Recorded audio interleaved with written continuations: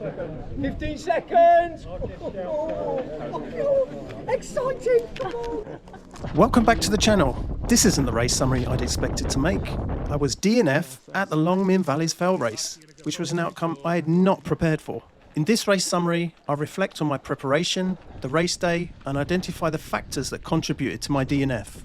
I'll discuss how I can minimise the risk of making the same mistakes in the future and give a basic commentary between the checkpoints I reached. Let's begin with preparation. Was I prepared to take on this Category A medium race? I would consider the amount of ascent, its distance, navigation complexity and my physical fitness. I've been preparing for the Category A medium race by gradually building my fell experience over my first fell season. I see the Long Mynd as an important stepping stone to Category A long fell races on the club calendar, such as the Three Peaks, Edale Skyline and Borrowdale. Over the previous 10 months, I completed other Category A medium races, including the International Wyddfa or Snowdon race, Cadair Idris Mountain race and the Cap 10. In terms of distance, the week before, I'd completed my first guided 50k ultra. I proved I was physically and mentally capable of completing much longer distances. My legs were surprisingly good after. As for navigation, I have reasonable navigation skills. I have a Duke of Edinburgh's award, albeit from my teenage years, and I've been brushing up on navigation theory using various books and watching the navigation exercises by the Fell Running Guide, which I highly recommend. I'd recently completed a few navigation practice hikes in the Long Mynd, and I've grown more familiar with the hills around Church Stretton. I purchased the Long Mynd Valleys 2024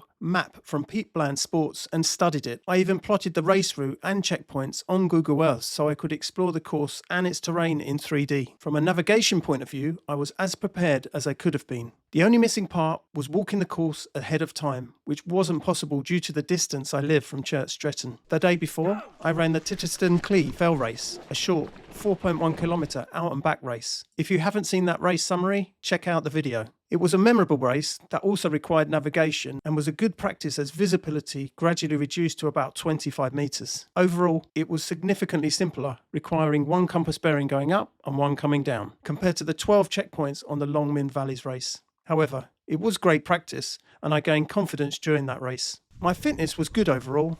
I had been nursing a niggle in my right ankle, which was playing up the night before, but surprisingly was not an issue on the day. Race day. Although I was up early and had lots of time the morning of the race, this disappeared quickly. After registering and the 20-minute walk up from the car park, I had only 15 minutes until race start and I had not done my warm-up. I did a short warm-up and decided to take it easy at the start, using it as a warm-up. This strategy did not work out as the course went quickly from tarmac to the first hill climb, and it was a long, never-ending climb. Start to C1. I remember my cars feeling on fire and struggling with the first climb. It was up to the golf course fence, around and down the hill to C1. The descent was in thick fog, which gradually cleared closer to the ground. The final part of the descent was so slippery I struggled to keep on the path, doing a full 180 at one point and then sliding more. It was safer to run off the path to gain more traction. I'd not experienced anything as slippery before. Once at the bottom, it was a short jog to C1. C1 to C2. The second climb, once again, was long and arduous. I remember experiencing some back pain going up the hill, which is unusual. I can only assume this is because of the extended period of time spent leaning forward during the ascent. C2 to C3. This was the longest and flattest section, going from path to road. I had been advised to take this section easy and to conserve energy for the ascents in the final third of the race. Unusually, I remember my legs feeling very tight on the flat section. I noticed my speed was significantly slower than normal, with my muscles again feeling tight. C3 to C4. This is a downhill valley section, which I had walked previously, so knew there were some tricky parts. I pushed the descent and enjoyed it. There was a dibber at C4, then it was up another hill. C4 to C5. It is in this section that I got the navigation so very wrong. A key point here is I did not want to follow other runners. So far, during each section, I'd been constantly validating my direction using bearings taken from the map. I tried to get the maximum learning from the experience and not rely on others. I examined my mistake in detail some days after the race. I loaded my GPX file into Google Earth and compared it to the course route I plotted before the race. It clearly showed that at the top of the climb from C4, I turned 90 degrees southeast off the race route. This made absolutely no sense. It was virtually a straight bearing from C4 to C5. Why would I make such a drastic change of direction? What was I thinking? For the answer, I had to study the video footage. I reached the top of the C4 climb and then started to question the direction of the runners in front of me. I'm seen repeatedly taking a bearing which points away from the direction of the other runners. Visibility was low, and in a few seconds the runners ahead had disappeared into the fog and I was alone. I spent some more time studying and questioning the direction, and then decided to make the all or nothing decision to change direction. Unfortunately, this was the wrong decision. The video shows I was taking a bearing on the route between C3 and C4, which was obviously the wrong section, as I was between C4 and C5. How could this have been possible? I just enjoyed running down C3 to C4 and I dibbed in. I'd even told another runner not to miss the dibber. But I also recall at the time thinking they almost missed C3, but it wasn't C3. It was C4 that they'd almost missed. I had lost track of the checkpoint count, which I was using as the starting point of my location. I then ignored all other information the map provided, the gradient, features, and what I had run compared to the map. C3 to C4 is downhill, and I just walked uphill. You can't get any more different.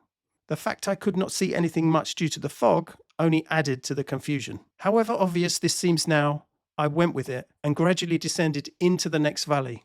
As the fog lifted, it became apparent I may be wrong, but it surprised me how my brain wanted to match what I saw on the map to the features around me, even if they weren't quite right. After the mistake, I was in quite a bit of pain going uphill and even more pain going downhill. This is when my left side of my left knee started to really ache. My mistake was confirmed when I arrived sometime later at checkpoint 9. My race was over. I made it from C9 up to C10 and then down to C11 where I retired. On the descent to C11, I started to get quite cold. I put on my windproof top layer and realised how vulnerable you can be in such situations. I also identified an escape route which avoided the final up-down to the finish.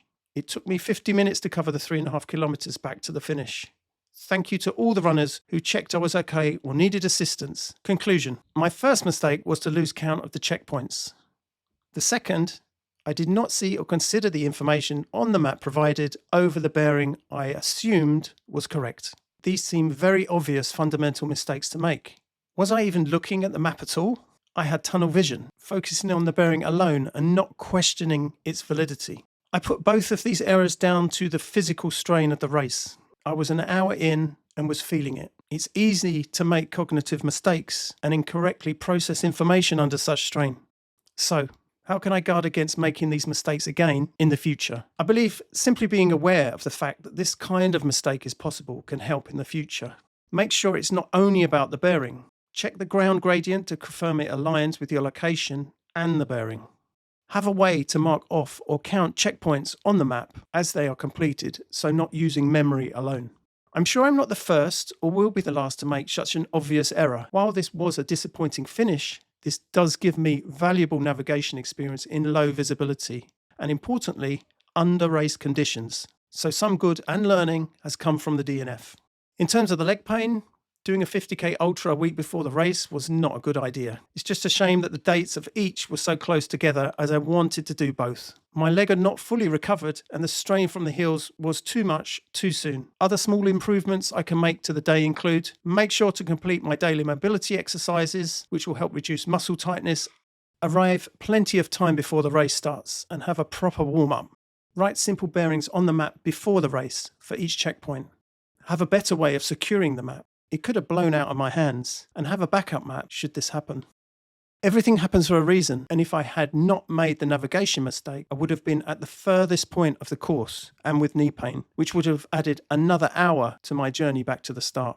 I will be really interested and grateful to hear your race stories and the strategies you use to avoid your past mistakes. Please let me know in the comments. It will be great to hear and be useful to me and others that follow this channel. Please like and subscribe, and if you are subscribed, please make sure you hit the notification bell so you're notified when I post new updates.